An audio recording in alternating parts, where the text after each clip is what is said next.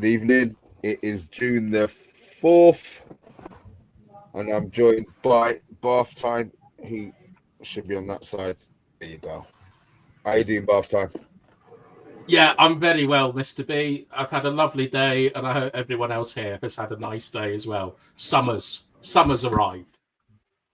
It wasn't that hot today. What do you mean summer's arrived? Now, I've been planning my summer holiday, so I'm officially declaring summer open. All right. Now I understand what you're talking about. Cole, how you doing, man? I'm not too bad, mate. Yeah, I can say summer's arrived as well because I'm going on holiday on Monday. So. Oh, nice. Where are you going, Colin? I was going up North Yorkshire. Going to do some hiking and stuff. Is that a holiday? Yeah. Well, I'm not a goalkeeper no more because I've retired. So yeah, it's a holiday. What else would it be, Mr. B? Hiking. Do you classify that as a holiday? Yeah, it's a walking it's holiday. It's an activity, isn't it? Like, I've seen nothing wrong with like doing a walk-in holiday. Some people do drinking holidays. Like, I'm sure you've done a few. Is there any risk when you go hiking? What would be like? Don't people go missing on the moors and that sort of thing? Or wasn't there a politician sort of fell off a cliff? What's the major risk of when you go hiking? Getting lost. Yeah. Maybe Kendall mint cakes. I think they can be quite dangerous. Who?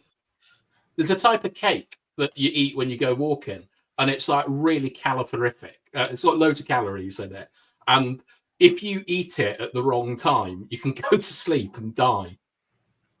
Oh wow! It's true. Honestly, that's that's not bullshit. That's a real thing. Yeah, you have to be careful of dangerous cakes when hiking. I've never camping, hiking, things like that. I've never really been into that. So I've been asked it like every year, do you want to come camping, walking, hiking? Walking? I said, listen, man, you know, I've seen people go on these long ass walks and for miles and miles up some hills, everything. It's good for the fitness, but it's not my idea of fun. Me, a holiday would be sitting on the beach in the sunshine or something like that. Thank you. Like, Thank you. I've just a bit. I like sharks. I've always liked sharks since I watched Jaws years ago, and I see some footage. I'm surprised I didn't see it because I'm always into shark footage and that sort of thing. About 3 months ago in New Zealand, there was a guy on a kayak who went out fishing, and he was followed. He's got cameras on his little kayak. The kayaks, they're quite small, aren't they? Just one little wobble, you'll be off it. And he was followed by this huge great white shark. And I was thinking, oh my God, he was miles from shore, 4 kilometers away from, beaching up. It's just a scary experience. And I'm thinking the first question would be, why would you want to do that, with the risk factor? But it's a thrill, isn't it? And then, on that as well, when I was going through that, because obviously they give you options on YouTube, other sort of stuff to watch. And I saw footage of this unfortunate woman who was convinced by her boyfriend to go on a bungee jump, and because she was so nervous, and they were both up there, so they both decided to do it together, and she wasn't strapped in properly, and the boyfriend was told to jump, and she took it as her to jump, and you know the rest, and she jumped without being. And that was on YouTube. You don't find footage, but the stories okay. Up there, really, really dangerous. Would you do a bungee jump? I would never do anything like that. I don't even go on fairground rides. It's too much of a thrill. Watching being a Man United supporter is as much excitement as I get. Look what happened with that quarter final. That was like, I had my heart racing. That was really exciting for me. But anything else where I'm risking my life or anything like that, it's a no-no. Bungee jumping, risking your life, yeah? The story about the girl there. So what the fuck? Well, would you do it, Mr. B? Not a fuck. Really? No. I don't do heights. I've realized in my latter years that I don't do heights. I don't do bridges. Even when I'm delivering, I don't look at, if I'm up high, I don't look out the window. So I'm telling you, if I'm going over, we've got the Queen Elizabeth Bridge, the M25. Yeah. I have to drive in the middle lane. I cannot. And even then, my legs go to jelly and everything. Listen up. I can't. I used to be the fairground king. Now, they ask me to go. There's no chance. I would rather pay somebody else. I'll pay a stranger to go with my child on there. I can't do it. I just... Really? I don't have it anymore. Yeah. I don't know where it's come from because I never used to be scared of heights, and now I'm proper like my legs proper like. Ooh. Is it just heights? Because you like in Napa and stuff, you like get quad bikes and things. So there's I do quad kind of bikes. No link in problem with that. adrenaline. Yeah, absolutely no problem with that. It's just the height thing. I'm just no. It's not the best. I realize I know why I go to sleep when I jump on an aeroplane now. I realized. Like Mr. T. What's the most thrilling thing you guys have done? I know Colin. I'm sure Colin seems like a thrill setter. But what's the most thrilling thing you've done? Have you done bungee jump before? I'm waiting for Andrew's comment on this. No, I've been boring, to be fair. I've not done anything like that. I've done a bit of cliff diving when I was younger. There you go. But a lot of my thrills have been performing on stage. So, And that drama, doing drama. Drama. I performed concerts. I've performed at Doncaster Pride as well, singing on stage for about 4,500 people. So that's about singing. Singing. Yeah. Wow. I'm in a band. I'm actually in a band. Oh wow! I can't imagine you singing. Oh, sorry. Sorry, I'm not taking the piss. I'm sorry. Yeah, that's what I need to ask. Ain't nothing I'm going to listen to, is it? What music? Yeah, I mean, it's Only Six Survive. It's a mix of your grunge, classic rock kind of feel about it. So yeah. So you shout? No shouty music. You actually sing and harmonize. You play an instrument. Yeah. I can play drums. I can play guitar. I can play piano. I can play violin. I can play recorder. I like the violin. It's hard, the violin, to learn. So. It's a nice instrument, though. Wow. My God, I've learned something new every day. Big up Colin, man. So it's the final six survivors. Is that what's called? Only Six Survive. Only Six Survivors. Big up to Only Six Survivors, the band. Only Six Survive. You get the name right, Yappa. Only Six Survive. Only Six Survive. Six Survive. Big up to you guys. Colin, you surprised me there. I learn something every day. So maybe when we talk about theme tune for the launch for the new season, maybe you can come up with a new tune from the band, which we don't need no copyright issues for, you know? Yeah. And perform it live. I don't do every night. Live, yeah. Mr. B's Jamaican says he can have the triangle. God, that'd be a nightmare. Trying to do that live, let's do it. If you never got nerves performing in front of 4,000 people, imagine performing in front of 20 agendaites. That would be something to get nervous about. Yeah, because they'll all just say this is shit and boring, as they always do. Yeah. Tossers. Right, look, let me say a couple of howdies. that was a Mr. B comment there, bloody hell. Yeah. Right, look, let's get a couple of howdies in. As I got told off for not mentioning people yesterday, I'm going to say some hellos.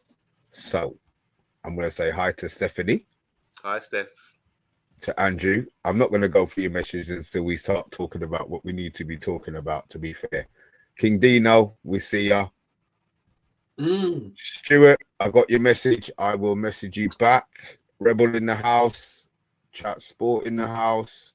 And Alan Harris. I know there's a few more of you. Kieran, we see ya. And Mr. Pello, how are you? I hope Mr. B doesn't get weak in the knees. Oh my God. Listen, look, don't worry. It's mid-table is a lot more realistic than some people on the channel. Big G, we see ya. I am Titanium, we see ya. Keep a lookout for the second bath time tonight for me. Dave P, we see ya, and I think that is it. Right. I've said hello to everybody, so I can uninstall all of them. Pick up Dave B. He done 2 bungee jumps, skydive, and the bungee jump was hard. He said it seemed to be. I agree with him. Dangerous. Sorry. 2 bungee. Why? Like, I don't understand why it would. At least you're on a string. On a bungee, if you're jumping out of the airplane, it's. Well, he's explained, hasn't he? The ground seems more real when you're like 100 feet up because you can see it. When you're in a plane, there's clouds in the way and stuff, and it's further away, so it doesn't like pose as much immediate danger to you. I'm full of admiration because no. I think skydiving is pretty boring myself. I've done it. It's not that great. Bungee jumping is excellent. I couldn't. Not even for money. People do it for charity. They conquer their. You should do it for charity. That would be brilliant. The United Agenda charity. Brilliant for who? Bungee jump. For me, to what? She must be joking. There's no chance. I've just remembered I did abseiling once, and that was scary. Actually, where did you do that? Off a cliff. We went on one of these PGA. Is it PGA holidays or whatever? Yes. So the worst thing is leaning back and having to trust that you can make it. But otherwise, apart from that, it was okay. But I wouldn't do that again. Would never risk it. But my sister's always said she wants to go cage diving with sharks, great white sharks, and that's something I've always been. Oh God, even though you're in a cage, you just still. It's just a risk. I wouldn't. That's not for me. I don't like water, and I don't like sharks in my water. It's not your water; it's their water. Well, I don't mind. They can have it. I'm not getting in. Do you know what the natural predator, the only predator for a great white shark is in the ocean? An orca.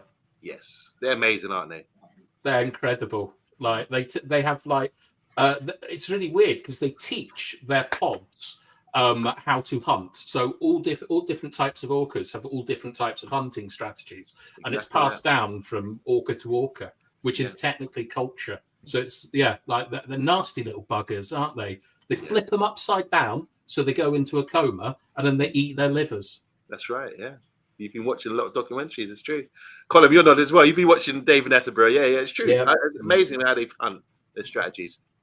Who wins? Which one? Polar bears hunt orcas. No, they don't. I don't think they do. I think Andrew's about to make a joke about like... Can I ask you guys, because it's been trending right now, 100 men versus gorilla. What's your feelings on that? Be honest. I'm up for this. I'm up for this. Pre-season. Yeah, because it's obviously going around. I haven't heard your views. Mr. B, start with you. 100 men prepared, against one gorilla. Who comes out? Who leaves the room? The gorilla. No argument. Why? The gorilla. Elaborate. Because if he swings like this, that's 20 of them out the way. He swings like this, that's another 20 of them out the way. As soon as he goes, what they're going to stand up? What they're going to do? What are they going to do? What if you're one of the men? Wouldn't you try to get some plan or some organisation? Who's going to be one of the men? I'm not a fucking idiot. You won't even go over bridges. You ain't getting into fucking King Kong. Fight a bloody gorilla. You must be out of your mind. There's no. Yeah, but you've got to be up for it. Do you reckon? Who do you think? I think the men would do it if they have a strategy of how to do it. You can do it. It's just that gorilla. Obviously, there'll be some casualties for sure. But you got to just do it smartly and surround it, wear it out, tease it. You say like dogs or hyenas, they attack a single lion. They sort of wear it out, and bite its bum, bite its balls, and just keep it spinning until it's tired, exhausted, and then that's like a rondo. Yeah, something like that. So what do you think? You just wait for it to go to sleep and then kill it. It's not that difficult. How are you going to kill it? You've got no weapons. How do you kill a gorilla with your hands? Exactly. So you've lost. Now we You've got find the 100 biggest men, person. just punch it, kick it in. Like, we've taken over the world. We can send people allegedly into space. Like, one gorilla is not going to cause a problem against the organization of human beings. If you're going one at a time, I don't know, like the Persians against the Spartans at the Battle of Thermopylae, it's going to kill you. But if you wait for it to go to sleep and then you just pile on and strangle it, no problems. Okay, Colin, let's hear your thoughts on this. 100 men versus one gorilla. Well, it'd been 99 men because Mr. B's running opposite direction. Yeah, I think the men would take it. What my plan of action would be is obviously to shout at Mr. B to get involved because he's not bothering. As you dive in to bite the bollocks of the gorilla, we can all just pile on its head and try and choke it out as much as possible. So, yeah. Okay. A strategy. You've got a strategy. Big up to David, the real pundit. He plays for our football team. Good friend of mine, long time friend. And one day you're going to come on the channel, David. I'm sure of it. Great player, great midfielder, strong as an ox as well, and scored some wonderful goals this season. He's saying here, we need 100 of him. Do we need 100 of him then? More 100 yeah, of I him. think one David would be strong enough to deal 100 ox versus one gorilla. Yeah. So, as he was commenting there, he's a bit disheartened, but yeah, we'll see you again soon, David. Can we get a poll on the 100 men or the one gorilla? Are you serious? Why not? You are dead serious. Can you do that, Cole? Can you get hold up? Jesus Christ. Here we go. And then we'll do one about if we went into space or not. No.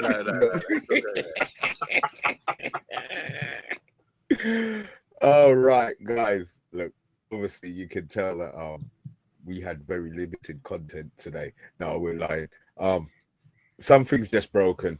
We'll talk about the Brailsford one.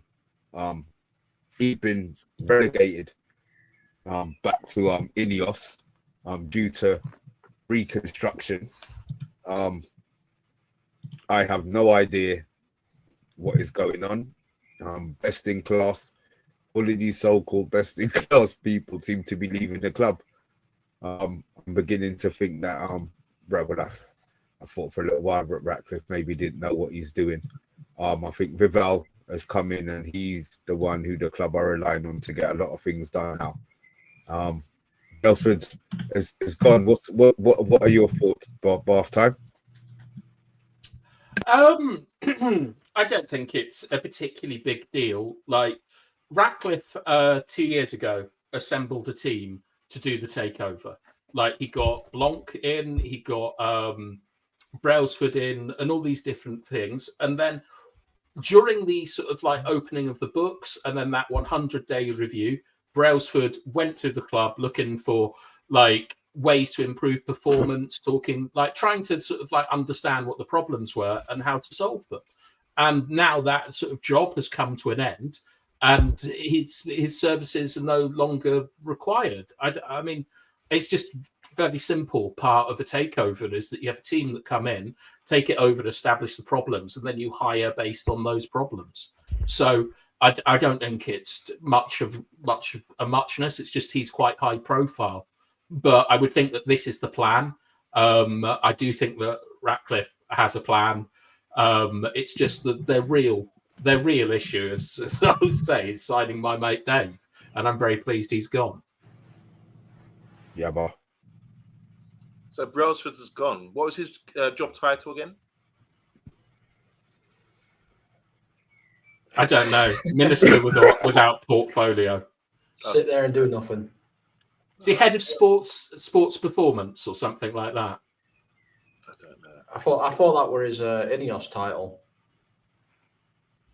Yeah, I don't know much about it. This is news to me. I'm in shock. I'm still in shock about it. But I don't. Yeah, I agree with what Bath Time said. I think people come in for their role, and once they perform what they need to perform, they get another role elsewhere at that level. At that level, people look after each other, don't they? They say, "All right, we've got something for you. Got a project. You come here for 6 months, do this, set this up, get paid." and then we'll set you up somewhere else. That's how it works. And with these, like with players, isn't it? They come and go. Managers come and go. The club remains. As long as he's done a good job, I assume he has. And he's not getting sacked, is he? So assume he's done a good job. He's ticked all his boxes and moved on. I would hope so. So that's all I know about it. Colin, that's your area, man. I don't really know much about this. Yeah, my area. No, I mean, I'm not bothered because I'm pretty sure when he came in, this was the plan anyway. He was going to return back to Ineos. He wasn't going to stay on at United. So yeah, I think he's got his chickens in order, and he's no longer needed. So, okay, right. Look, I'm going to get through a couple of these messages that I took the time to star.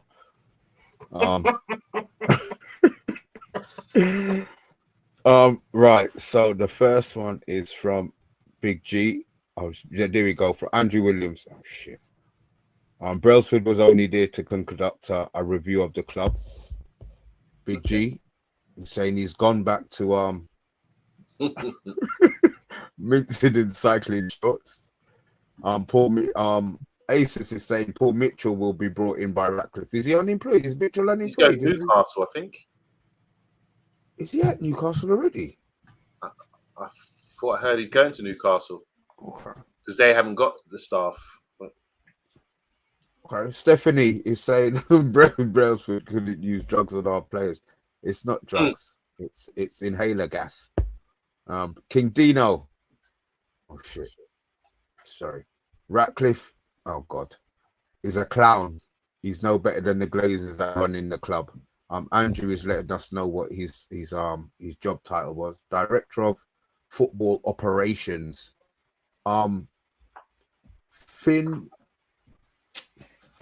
lad. Oh Lord have mercy. How you doing? I know that's definitely a newbie. You could be V in disguise, to be fair. But I hope you're well. What are we going to do about the resources and support of who is the question. Andrew, you're not the only one who thinks it. You're not the only one who thinks they're too good for the channel, mate. Aces is saying, yeah, he's already left. Yeah, they sacked him already. He left Newcastle. Yeah. Okay, and King Dino, the Ashraf saga, the Ten Hag drama, and bringing in Amorim when we don't have a squad to play his style or money to bring in the players we need. It's the end of the season, man. Cheer up. We got 2 players in. Bruno's staying, so we can't spend 150 million that me and Bath Time had already spent. But look, life goes on. And maybe, just maybe, Amorim has pulled off a major coup. I mean, we've been saying for a little while that the market around, or the wording, the market around Gyokeres has been quite quiet. Obviously, Arsenal have been linked with him. The fans want Gyokeres. For some reason, Arteta prefers Sesko over him. Now it's the wording. Let me get up this. Let me get this right. This was an exclusive, not by me, just an exclusive. Amorim has informed the board that his role in presenting the project and convincing Victor Gyokeres to join Manchester United is complete and successful. He has said it is now up to the club to finalise the financial terms with the player and Sporting. There's growing optimism that Gyokeres will ultimately choose Man United. Wait, who Amorim said that? I said he said it. I was there. I was the fly on the wall. No, I do have a quote. I'm not going to tell you where the quote's from, but it's not bullshit. Oh wow, it's not bullshit. That's news to me. Yeah, everything's news to you because you don't look in WhatsApp. I'm too busy watching sharks. I'm fighting bloody gorillas. Yeah. Wow. You know what? You set up really well, Mr. B. I'll start with this. You set up really well by saying that no one's really gone in for him yet. Because, why would someone go in for him if his heart's set on a club already? I think he had an Arsenal tattoo or he supports Arsenal. There's some connection there. I've seen Arsenal fans talking about that. I've sort of written him off. I assumed when he left, Amorim left Sporting, that he would go back and get his best player, which was probably him, and it's gone all quiet. And I think maybe it's a good strategy that's gone all quiet because you're thinking this guy's got goals galore, top goal scorer in Europe, and so many stats and data that look really promising for a guy playing in that league. And he's and not just that, when he played in the Champions League, he performed pretty well, to sort of stamp that reputation. So to hear that finally that he might come to Man United, I'm all for it. I think that's good news, especially, I mean, look at it, especially when we had the players in like -9, you call Rasmus Haaland, Mr. B. He's surely got to perform better than that. And if he can do, because he's familiar with the manager and wants to play for Man United and be this biggest move, it's exciting times with what else we've had with Mbeumo and Cunha as well. So this is really good times for Man United, especially if he just is the guy with put the cherry on top and finish off all the chances that we create for him. And what we do create as well, he's got pace. We've seen that he can score with either foot. He's direct. He's a bit of a handful, So I'd be really excited. But the thing is, I've just written it off prior to that. I didn't think it would happen. But hearing that from Amorim or Mr. B's mouth is kind of excited me. We'll say it's coming from Amorim. It sounds better. Come on, Colm, talk to me. Come on. Yeah, I mean, obviously, he's a player every team wants. Obviously, he's got the traits like what Yoa said, but there's other things you got to look at. He's actually a very versatile player. He can play as a centre forward. He could play as a second striker. He could play on left wing, right wing. He could play left mid, right mid. So we've got loads and loads of different positions covered if it needs to. And, his goal scoring talks for itself, doesn't it? I mean, 97 goals in 102 appearances for Sporting, with 28 assists in that. To say he's an upgrade to -9, I think doesn't do him justice at all.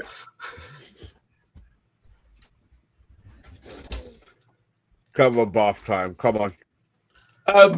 Well, the first thing that comes to mind is Erik ten Hag and Frankie de Jong, where this seems to be a very similar situation to me, to be honest, where ten Hag was convinced that de Jong wanted to come when he quite clearly didn't. So there might be a bit of jiggery-pokery about agents and so on going on and trying to drum out interest, because I don't think Gyokeres is an elite forward by any stretch of the imagination from what I've seen. And I think that the market is suggesting the same, because none of the top clubs are particularly interested in him. There is absolutely no doubt that he will upgrade our attack. No doubt at all about that. But the goals that he scores in Portugal, and I've watched, believe it or not, I've watched every single one he scored this year. When you take the penalties out of it, I think that he would get less than a third of what he is scoring in Portugal compared to Premier League defences. He takes far, far too many touches on the ball. He's not a killer in the box. He has a lot of really good attributes. He's extremely fast and powerful. But the game that we all saw that kind of woke us up to him was City away, was when they played. He did what I always go on about Steven Gerrard for doing. Steven Gerrard used to find the weakest physical person in the midfield and sit on them. And in that game, Gyokeres sat on Pussy Simpson, like a City debutant. He sat on him and he bullied him. And I think that if we do sign Gyokeres, which would be a good move, you have to massively downgrade your expectations of how many goals he is going to score, because it's going to be a very, very, very different matter using your pace and power in the Premier League. You can look at players such as Paul Pogba, who used to use quite a lot of physicality in a different league and were never able to translate it. I think that Gyokeres, I'd be very pleased if we signed him and he got 15-ish Premier League goals. But he does massively improve us across the board. But in my opinion, he is nowhere near the level of an elite centre-forward and won't be regarded as one in the Premier League. Does anyone know about his heading stats? Is he good in the head? A lot of goals with his head? Not really. Off the top of my head, from seeing all those goals, he doesn't seem to score a lot with his head. Okay. The majority of them is his use of space. Is he's good when there's space behind, but the reason that a team like Arsenal probably won't go for him is he's not particularly effective, like under decent marking in the box. This is just my opinion, though, and I've got a long track record with being wrong with strikers. But he's excellent in transition situations. We make more tackles and interceptions than any other team in the Premier League. If you add Gyokeres to that mix, it could be extremely potent. But I think next season there's going to be a huge amount of adjusting he's going to have to do to become an effective striker in the Premier League. Yeah, I mean, he scored 30 goals last season. 18 of them were non-penalties. So 12 of them are penalties. And this is I'm just doing a quick search here. And apparently 17 out of those 18 goals were headers. Wow. Apparently. So you're saying he scored 30 goals, 18 goals. penalties, and 17 were headers? No, 18 were non-penalties. So yeah. Apparently, he scored 17 headers this season. Wow! This season. Yeah. This season. A lot. That's good. I would just say look up Bas Dost, who was a Sporting player who scored 72 goals in 70 games, and was never regarded as a sort of as an elite striker. I think he'll be a good signing, but I really do think that you have to drop your expectations. A bit like Cunha and Mbueno, they've both had the seasons of their life. They're good players, but signing those three is not a guarantee of 100 goals or whatever it is. How much? What do you say that they guarantee? How much goals do you think they guarantee? If by some miracle we get all three of those players, how much goals do they guarantee? Guarantee 35. Is that how much we scored this season already? And what did we score this season? 40 something? Yeah. I think 10 each and 15 from Gyokeres in the league. Mm. Oh. Well, that's good. No, it is, but we had this conversation at the beginning of this season. Maybe we were talking about 17 and 75 goals. Yeah, but others have got to step up and so on. Like Bruno gets you to 10 Premier League goals as well. Yeah, other people will step up. I'm obviously while we're talking, I'm just deep diving into his stats, like all the XG and all that kind of stuff. So he's like shots taken 103. That's 3.53 per 90, and I think Rasmus was on 0. something. Shots on target 2.5. I don't think Rasmus has a shot. I think Rasmus might have a shot on target once every 15 games.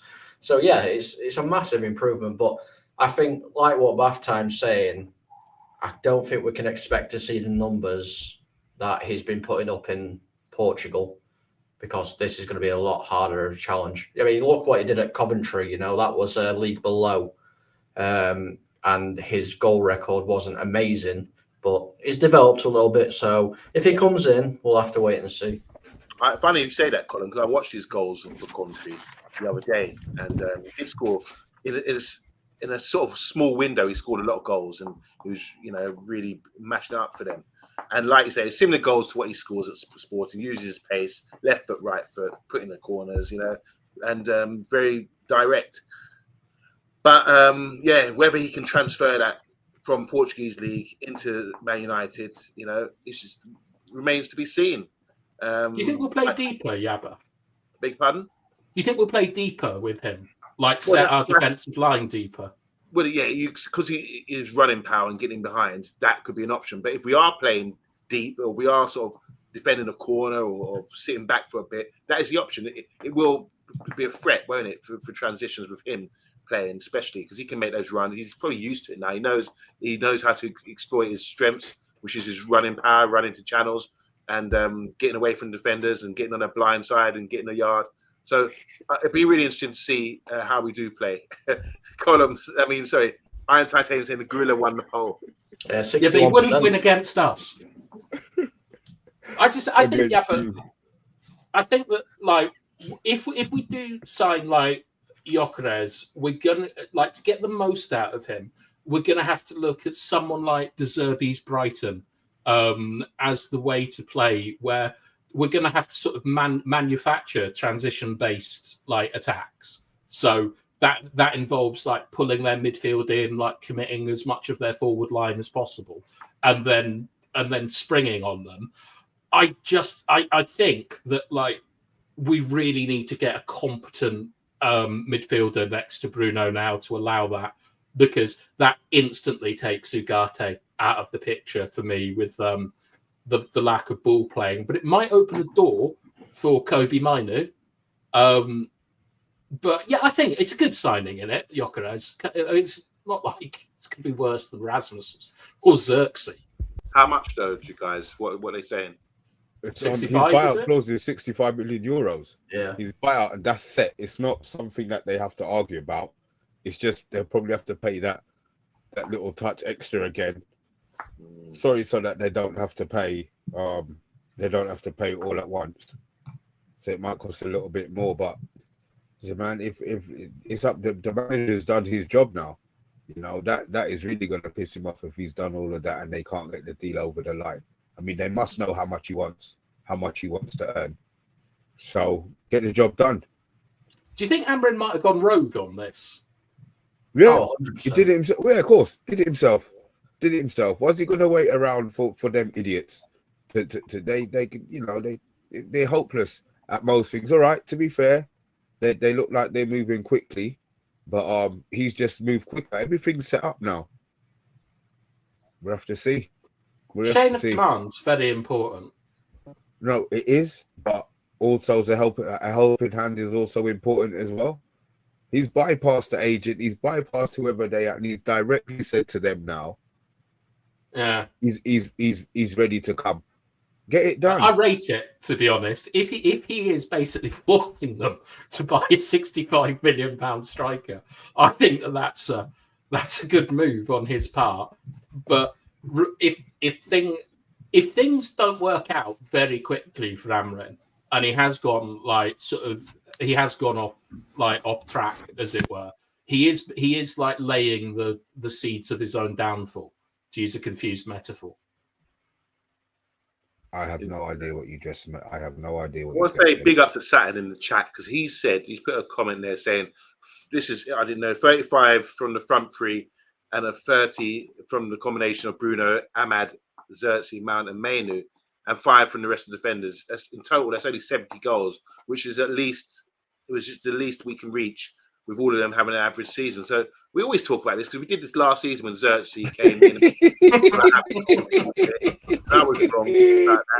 But we're just speculating here. But yeah, it would be nice to be sort of celebrating goals again, because we kind of became a bit tame, didn't we, in the attacking front. That's definitely, as per usual, we don't really know if the manager is involved in any transfers, but he will get the blame anyway, and that's why I think he's done. He's done what he needed to be done. He's bypassed all of the shit, all of the headache. You know, he saved all of those man hours. At the end of the day, he wants him in early. Guys, there's a whole load of us in the chat. There's a whole load of you in the chat today, boy. Could you hit that like button? I know the real number. So yeah, hit another poll. No, as long as they ain't got nothing. What would you like to vote on, Yabba?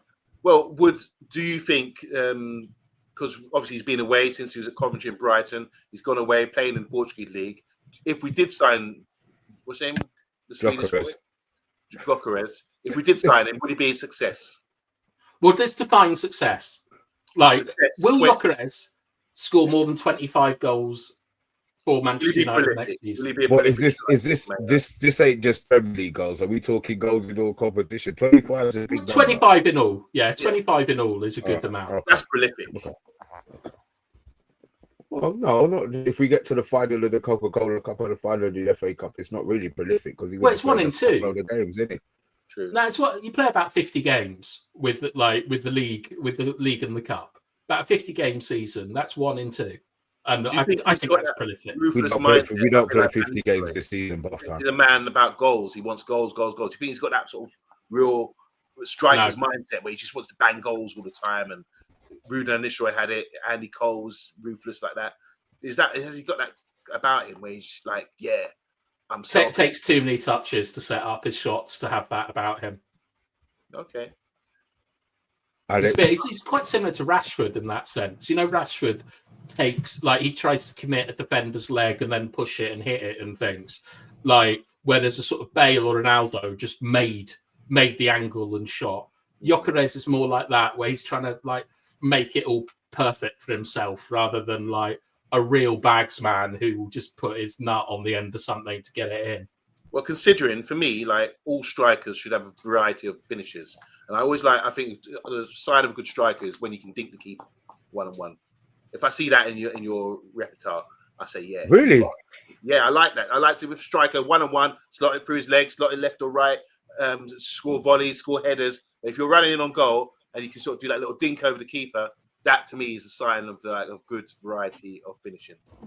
The one I've always liked is because I'm terrible at finishing. I got a striker to try and talk me through it once, and he said that like when you're sort of coming through on goal, and the keeper is set, there's parts between the leg and the hand that are really difficult for the goalkeeper to adjust to, and that is where the top strikers put it. And I actually saw like Mateta's done it a few times, but there's a particular area that's annoying, and I always love strikers that nutmeg the keeper. I just never have the front to do that, but I'm a big fan of seeing a striker do that. I can't do any of that. That's why I'm a goalkeeper. So, Colm, what is the worst goal for you as a goalkeeper? What would be the worst goal for you to concede? Would you through your legs? The dink when they chop and go around you. No, near post? Yeah, no goalkeeper should get beat at the near post. If you get beat at the near post, just take your gloves off, sub yourself off, go sit down. But even if it's smashed right in the top, doesn't matter. What about Ryan Giggs? Ryan Giggs versus Arsenal at Villa Park in the FA Cup semi-final replay. That looks a difficult goal to stop. Or Balotelli did a similar one. Yeah, don't get me wrong. They are difficult goals to stop, but no goalkeeper, if his positioning is right, which is one of the most important things in goalkeeping, is your positioning. If it's right, it doesn't matter how hard they hit it because you're in the right place. You should be stopping it.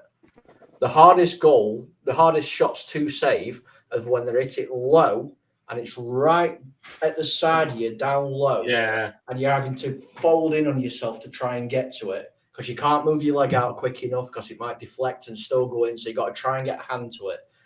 No, those are horrid. Question, Colm. I went in goal for a period this season. And just the penalties.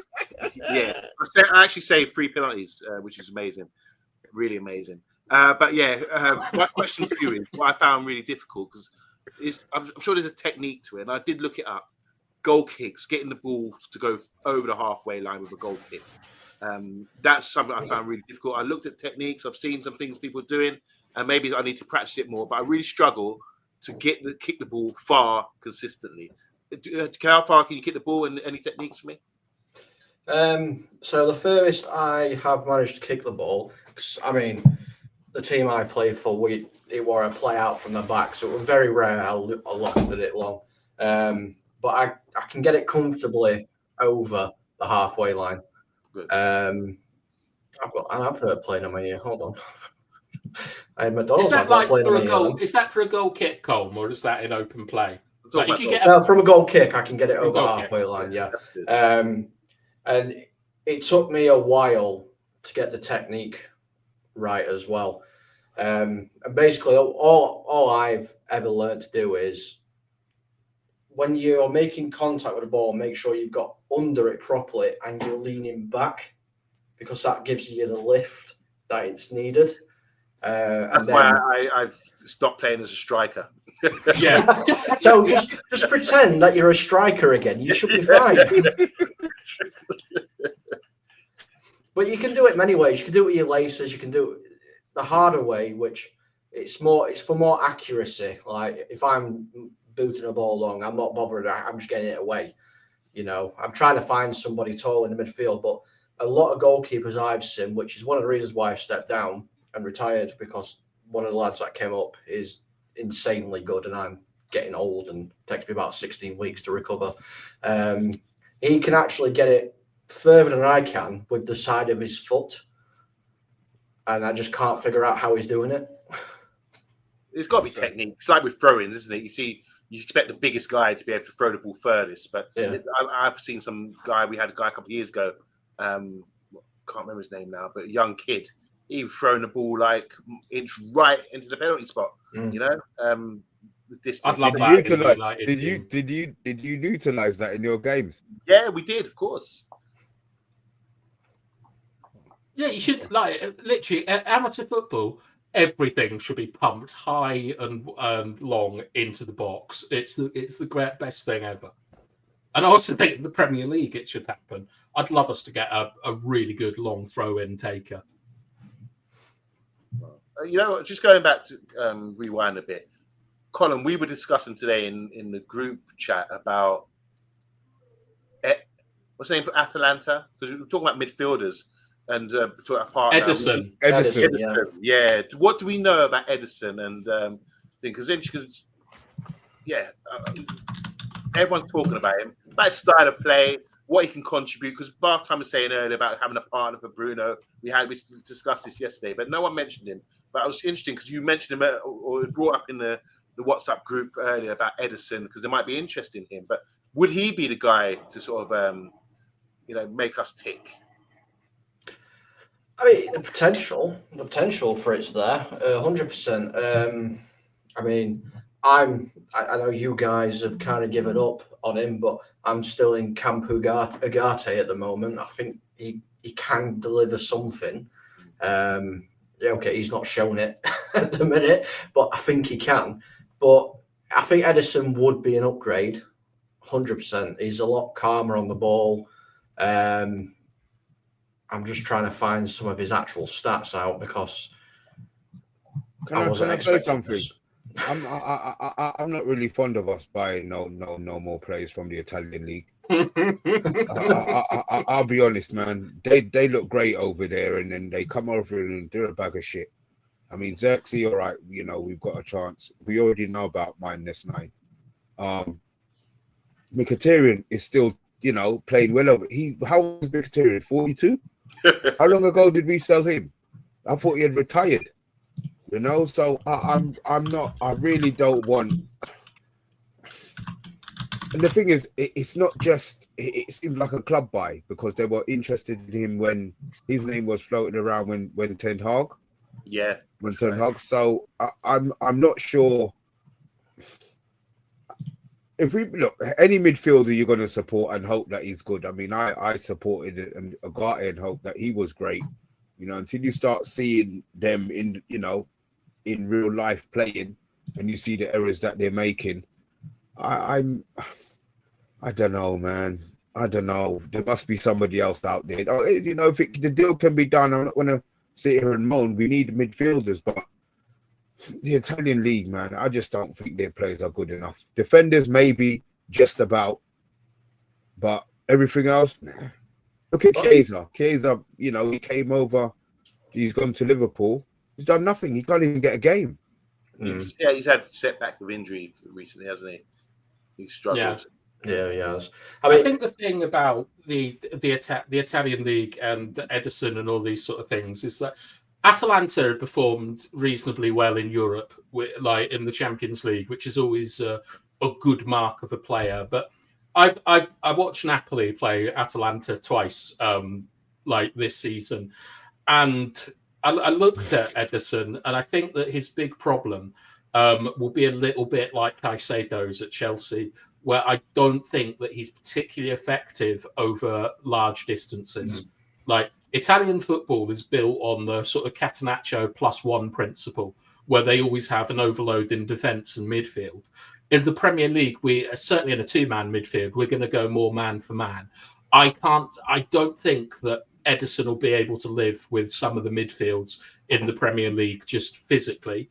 Like technically, he's a very, very good player, and if we can keep the ball, then yeah, no problems. He would be a good player. But if you're signing Gyokeres and you're moving towards what we imagine would be a more sort of transition-paced style of game, I don't think that Ederson can recover and defend big spaces. So it would be a no from me.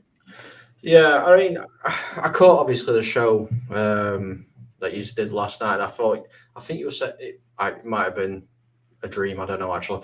Something about percentage passes that Agate does. It was over 80-something% or something is pass completion. Ederson's pass completion is 87%. So it's not much better, to be fair.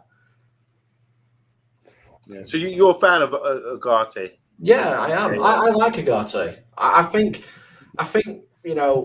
every season, every player takes a season to settle in, and we'll have to see what happens next season.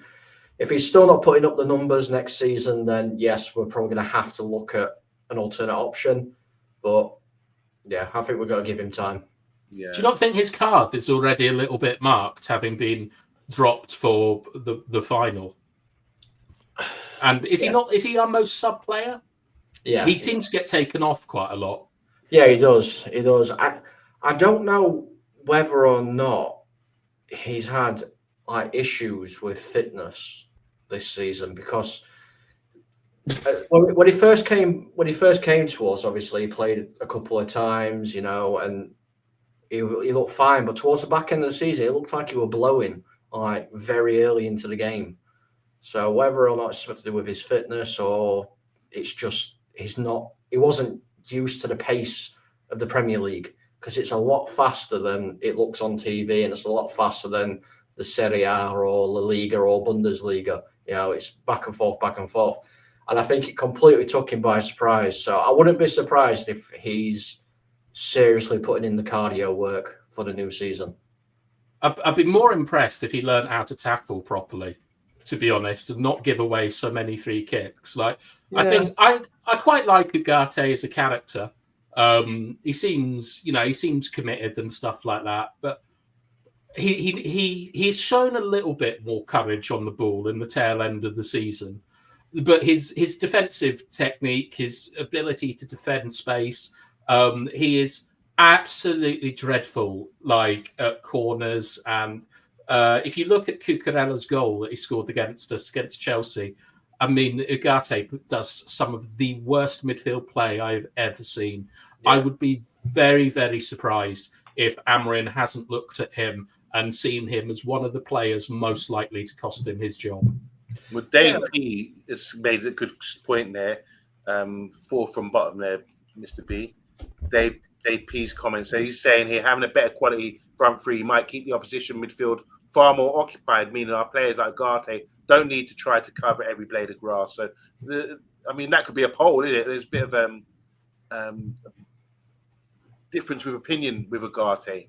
I'm with Colin. I would give him another season. I think he's got something about him, a bit tenacious, and all his interceptions, regardless of obviously tackling style or whatever. I still think there's a bit of a play there, and for that amount of money, he's an international. Get the door. Someone's at the front door. It's Agate. It's Emu. No Emu at the door. There's somebody at the door. Yeah. If it's a gorilla, don't let it in, Mr. B. Oh dear. It's sad to say here. Watching Ed. So he's seen Edson play. So watching Edson playing, and not just the YouTube highlights. He is not much better than Agate. Of course, he plays in a better and calm culture, but not worth 60 million. I would have gone for Renders. Okay. Renders is a good player. He's gone to Man City. Yeah. He's like, looking at the midfielders in Serie A, he's like sort of 2 or 3. Like him and Barella are like Barella and McTominay are the 3 best midfielders comfortably in Serie A last season. Comfortably. Somebody at the door. I'm sure it was. Grotbags. There's somebody at the door. It's Rodhol, isn't it? Emu. Yeah, Rodhol and Emu. Yeah. God, he said it's Grotbags. I don't know. Yeah, Grotbags and Emu was Grotbags. Okay. Grotbags the witch. Yeah. Grotbags was the witch, yeah. Who was the Scarecrow? Like the Wurzel bloke that Gummidge. lived. Wurzel Gummidge. Yes, that guy. Yeah. Yeah. I got called Wurzel Gummidge once. Why? Because you're a farmer. Because you. Yeah, because I'm from the countryside, Yeah. and I called the underground the Metro. I Or- called the tube the Metro, and someone called me Wurzel Gummidge. Or were you so tired you're just standing around in the field? On the field. What, like Casemiro? Yeah. Like, I was laughing when Colton was talking about, like, you know, the pace of the Premier League and Ugarte lacking fitness. I was thinking, how much fitness has that boy got to lack to have Casemiro starting in front of him? Well, yeah, good question, to be fair. But you got to think, though. Say again? Much think it's all about the squad. We talk about partnerships, who's starting and which. I mean, as long as we've got good squads, and we can have that argument. I'd rather be having that argument than saying, "Oh God, we like last few years." Remember Colin and we were talking about midfielders and how what void we had there.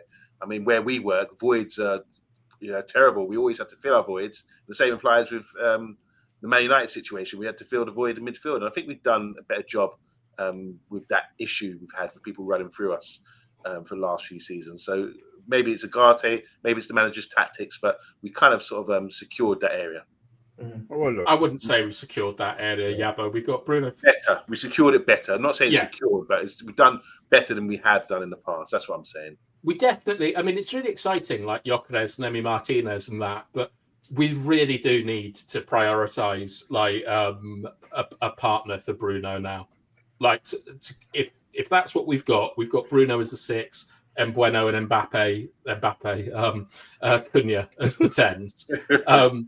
You wish. We need a bodyguard for Bruno, a goalkeeper and a striker. And I don't know, maybe I'm being spun, but it's beginning to seem like we might get all of those. Because like Emi Martinez is no joke. He is a clown, Right on cue. but he's no joke. Right on cue. Talking about the goalie, I think it's a no-brainer. Goalies are mad. I like the fact that he gets in players' heads. I mean, that tackle that he did the last game of the season, I have absolutely no idea what was going through, what went through his mind. I don't know, but he's a World Cup winner. He's got a little bit of bravado about him. I have no idea what the figure is, but they need to sell. So if it's a deal that can be done, and it gets ONANA, upset enough to say that he wants to go to Saudi, then great. If he wants to sit down and play second fiddle and play the Coca-Cola Cup games, then fine again. I mean, you always say you need, high level competition. I'm not going to say it's going to be high level competition, but I would rather take the World Cup winner, to be fair, and I'm sure we would make the package worthwhile. I think there's an argument to say that he's one of the better goalkeepers in the world football. What I saw in that World Cup final was one of the great saves for the timing of the save against when the forward was going through. Saved Koulibaly. Yeah, it was fantastic. I mean, you couldn't make that up. It's like legendary stuff, and he has proven himself to be a really top keeper, a bit of a shithouse, as you said, Mr. B. What really came to light for me is when they were playing in the Copa America, I think, and they went to penalties against Colombia, and he really Jerry Mina.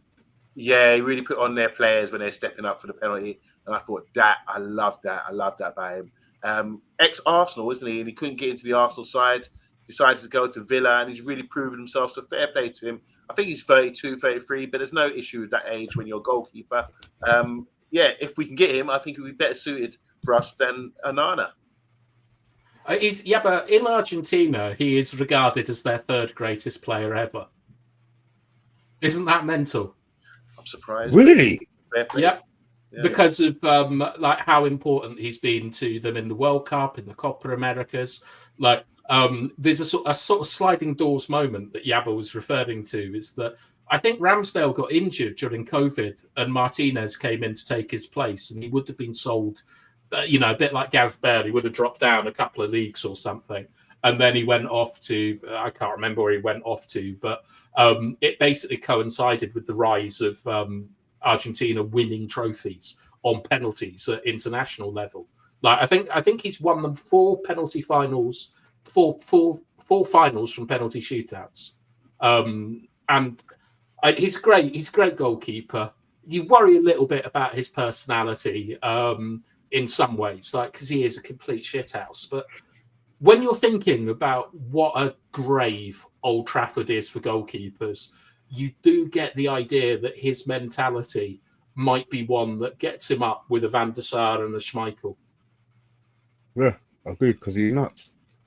Yeah. He's nuts. Coleman, you do agree that they need to be nuts? Oh, 100%. Singing run fans goalkeeper. and stuff. You can't have a sane goalkeeper. It's unheard of. If there's a goalkeeper, he's not doing something crazy, then he's definitely an outfield player because the goalkeeper hasn't turned up. 100%. 100%. I'd love it if Martinez came. I really would, because I've had this issue with Onana since we signed him. He's too top heavy. Onana's too top heavy to be a goalkeeper. That's a good take. That's a good take. I never heard that one. That's good. He is. The way he's built, obviously, I'm not saying he's a fat lad or anything, but he's quite muscular up top and wide, yeah. So it takes him a lot longer to get lower than what it would, like we saw with a David De Gea or an Emi Martinez, somebody like that. So this is why he doesn't get to the balls like that goal that Spurs scored. If he's a couple of pounds less and a little bit thinner, he's got more of a chance of getting across to that instead of falling over like he's just been chopped down by a woodsman. And, he's a falling tree in the middle of a forest somewhere. So, can I ask you about his actual technique when he does actually make a save? Because obviously, he always seems to send the ball like, I'm not a volleyball player, isn't it? Yeah, it's like he keeps it in play. Obviously, yeah, but you can explain this to me as well, your goalkeeping experience. The technique isn't right, is it? No. Cole. No, it's not. 99.999% of saving with your hands is how you position your hands. So if a shot's coming at me and I've got my hands flat, 9 times out of 10, it's going back into the area it's come from. If I slightly angle my hands, it's going to bounce off and go wherever my hands are angled. So we're saying he's not poppadom wristing. He's saying he's got metal wrists. Is that what you're saying? I think he's got cement wrists. Never mind metal wrists. Metal bends, cement don't. How much of a basic goalkeeping error is that? Like that sounds like something that you would get out of your game, like as a teenager or like 10 or something. I learned that when I started being a goalkeeper at the age of 8. Yeah. And it gets drilled out of you and drilled out of you and drilled out of you. So how he still makes this error, I've got no idea. And is it something you saw, like, has it come into his game? Or is it something that's always been there at, say, Inter and Ajax, or are you not familiar? No, it did happen. I don't know about Ajax, but it did happen a few times when he was at Inter. He always pushed the ball back out into play. And obviously it was one of my concerns when we were going to sign him. Like, is he going to be able to stop doing that? And clearly he's carried on because he just can't understand basic, algorithm and dimensions of if you turn your hands a certain way, change the directory of the ball when it comes back. Why do you think that Bayinda is definitely the number 2 compared to him if he's got such a massive flaw in his technique? Is Bayinda worse? I had really big high hopes for Bayinda. I don't know whether he's worse. I just don't think he's got any confidence at all. Because he could be like, I wouldn't know because I'm not at the training ground, but Bayinda could be doing absolutely everything right in training, but Onana's the number 1 goalkeeper, so Bayinda has to bide his time and he has to wait, which obviously I've been in a situation where we've had 3 goalkeepers at a club and I've been doing everything right in training, but the one better than me. You know, he was number one overall, so he got the spot. And that damaged my confidence because I was Weren't like, you waiting for an opportunity? Like, isn't that what everyone's for? Is you wait for that opportunity? And with Bayindir, I think it might have been, was it Wolves or Tottenham? Someone scored a goal directly from a corner kick. A corner, yeah. I think it was Tottenham. I think. Song. Yeah. What is Bayindir doing that is worse than Onana? Because to layman like me and Mr. B, like I wouldn't. I don't know what Onana is, but I know he's not I know he's not a Manchester United goalkeeper. No, he's not. I think Bayindir, his issue is he seems very heavy-footed. He's very flat-footed. He's not setting himself to give himself time to react to what's happening in front of him. You know, the corner that got put in, it should never happen, ever happen. You know, if you should have a defender on your back post anyway, but I'm not going to slate any defenders because that's not what we're talking about here. And I know one of my friends is in chat and he's a defender. He'll have a goal. Right, but you're saying that goal is the result of poor footwork. It's not poor. It's not exactly poor footwork. It's being heavy-footed. So if you haven't set yourself, goalkeepers need to be on the toes, you know, so they can spring off into wherever they need to go to. If you're flat-footed, you're not going to get that power at all to jump, to dive, anything. And I have caught him doing that quite a few times where he hasn't been set properly. And not necessarily for the corner, because obviously in a corner anything can happen. He's got players all around him, but he needs to be stronger. And I think Bayindir physically isn't as strong as Onana, but obviously, like I said, Onana's a bigger player. You know, he's bigger in the chest. He can probably push people around a little bit more. Bayindir can't do that. It's been shown quite a lot of times he gets bullied when there's corners. So, and so for our like goalkeepers, like Onana obviously came in. And people were saying he was good enough to play central midfield. Such was his skill with his feet. Like, how much would having a goalkeeper that could throw a ball quickly and accurately, claim crosses, like, you know, distribute the ball faster or with greater intelligence of drawing players?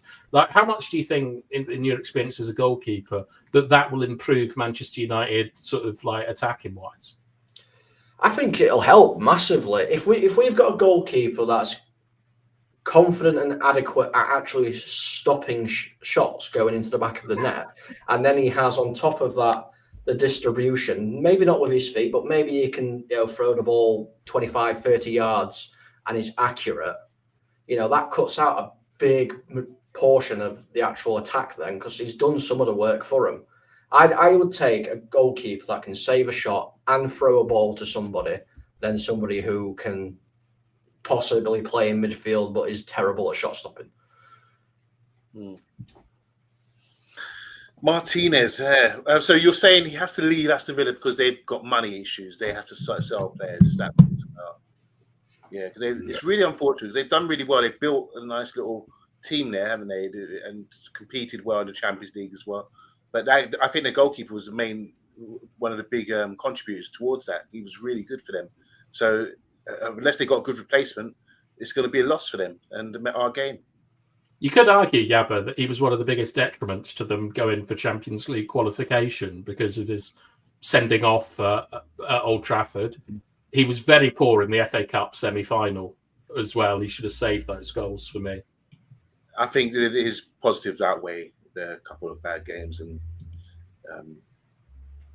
the erratic behaviour. It happens. As Colin said earlier, you have to be erratic and a bit of a nutter to be a goalkeeper. Yeah, I think he would genuinely. I think he'd be my number one choice for goalkeeper, like in the world. Like, you can't get Alisson. Obviously, he's not English, and don't think we talk about the homegrown issue. But Chelsea looked like they're signing the guy from AC Milan, the French international goalkeeper, and I think for someone who's competent as him, I'm wondering why we didn't try to go in for him as well. But just because goalkeeper is an issue, as we keep saying, striker and goalkeeper seem to be a priority for us to give us a bit more confidence back in our team. We'll see. We will see. Tumbleweed moment, yeah, guys. Yeah, it really was. I was reading a message that came up. I apologize. Focus. I'm just looking that Aston Villa might be accepting a 20 to 25 million euro bid from Galatasaray for Martinez. So if we're going to do this, we need to do it quickly. Well, they set the price. Yeah, at least we know what it is now. Yep. Agents, they'll do their thing. I'm sure if I'm sure they're gonna get it right. I'm sure we say that 4 days into the transfer window. It closes in when does it close? 10 days and then opens again in 2 weeks after or something like that. It's something weird like that, yeah. We can only hope. Is there anything else anybody wants to discuss? Anybody else wants to talk about before we disappear? Just S-Wave 93 is talking about Costa, I think, from Porto. Big up to you. He's got the Libyan president, Gaddafi, as his profile picture. Great leader. You know, Gaddafi. But did you know Gaddafi was a standard just for living in Libya? Everyone was entitled to a roof and a house and there's some house, free water, free electricity, and all this kind of thing. It's very good standards he had. So I really respect that when you see things like that. So Gaddafi gets my respect. Okay. Well, I'm just saying for that alone, don't you think that's great? I mean, I heard, not to politics, but I heard the other day that there's some the Labour Party have done this ruling, which means all your benefits are going to be assessed and dropped. Everyone's going to lose their benefits soon, and people on PIP and universal credit would have to go back into work. It's going to cause a lot of problems. So, yeah. Yeah, and there's a reason why we don't talk politics on the. Yeah, I know. But I just saw a Gaddafi face. I thought, just in case people didn't recognise who he was, I'd just let you know he'd done something very positive. I thought you were going to talk about his son playing in Italy or something. Oh yeah, remember that? Yeah. He must play. He's got to play. Yeah. Look, guys. Is it like I'm titanium. Shut up.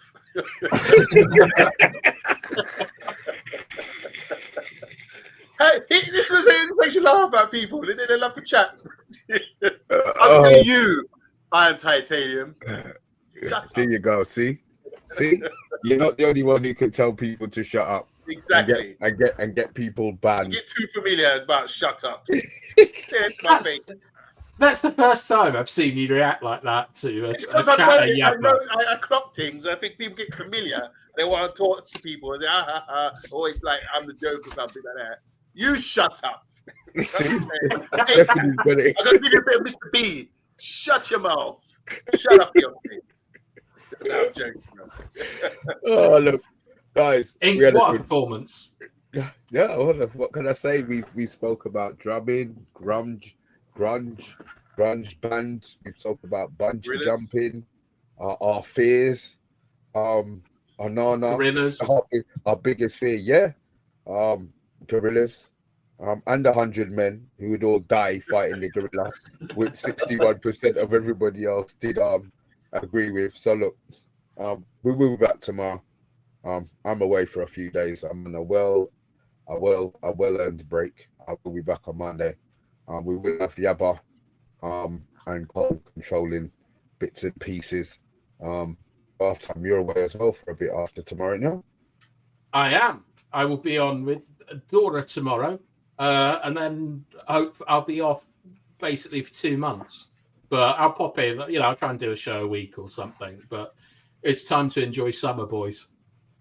See, and that's why there's no football in June. That's why there's no football in June.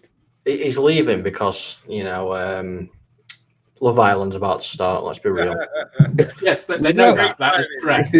See, it hasn't changed. Look at the giggly one down there. His partner in crime.